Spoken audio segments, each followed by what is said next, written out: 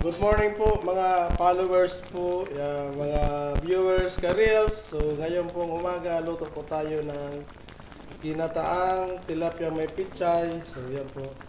Yung pichay natin, yung tanim dyan, tanim ko. Tapos yung ano pala po nito sa ilalim, mayroong kamyas o iba.